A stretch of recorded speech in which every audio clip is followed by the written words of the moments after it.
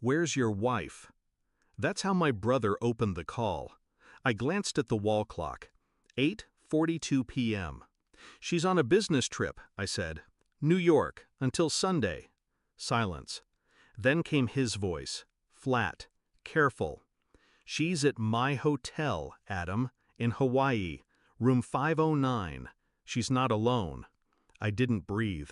He added, "She's using your ATM card." It took me a full minute to speak. I wasn't shocked, not really, just quiet. "Keep an eye on them," I said, "and don't let her know you called." We met at a summer barbecue 11 years ago. She wore red, laughed too loud, kissed me before we exchanged names. I thought I found fire. We got married 6 months later. She liked fast things, cars, decisions, people. She said I was her anchor. But eventually, she started drifting. Anchors don't matter when someone wants to float. The signs came slow. Business trips got longer. She started hiding her phone under her pillow. Bank statements stopped making sense. Once I smelled cologne on her coat, a scent I didn't wear. I didn't say anything. I watched. I listened. And now I knew. My brother, Daniel, runs a resort on the Big Island. We haven't been close in years, but blood's blood.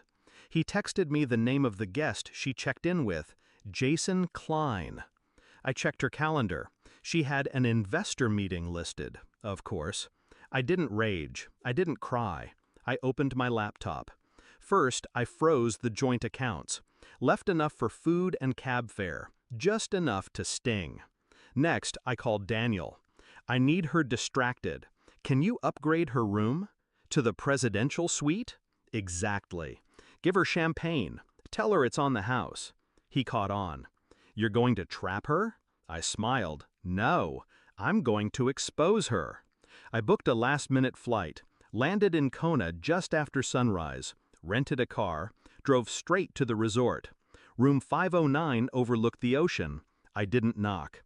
I had Daniel unlock the suite's private surveillance system, hidden cameras, audio, everything streamed to my phone.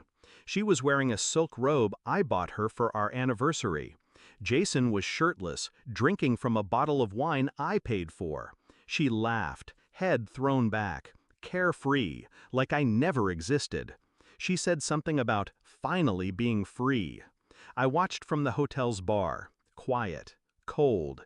Then I made my move.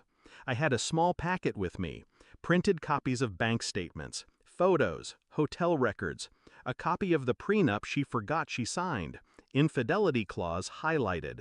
I slipped it into an envelope, handed it to Daniel. "Have the concierge deliver this to her at breakfast." He raised an eyebrow. "You sure you don't want to confront her in person?" "No," I said. "She'll bury herself just fine." The fallout began fast.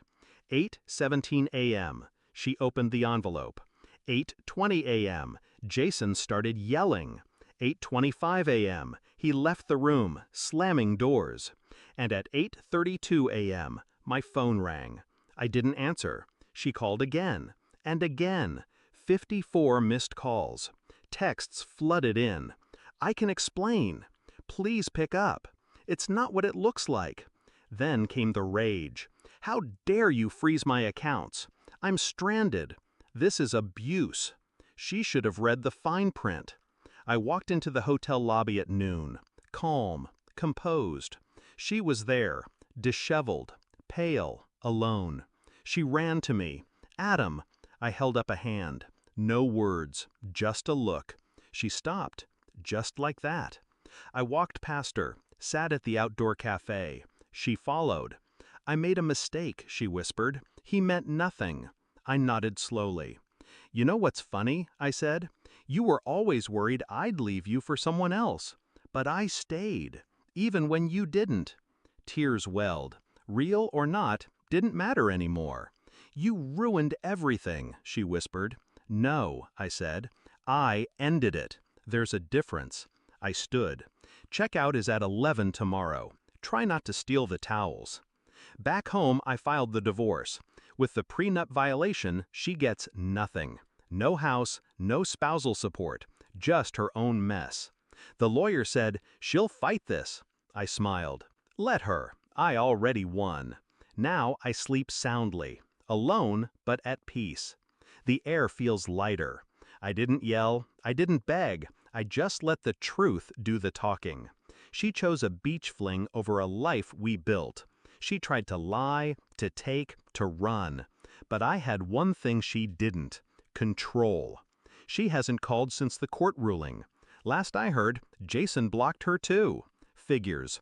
You play with fire, you end up alone on a beach with nothing but regrets, and a canceled card. As for me, I built back quietly, smarter, stronger. She had the sun, but I had the storm, and I brought it with silence.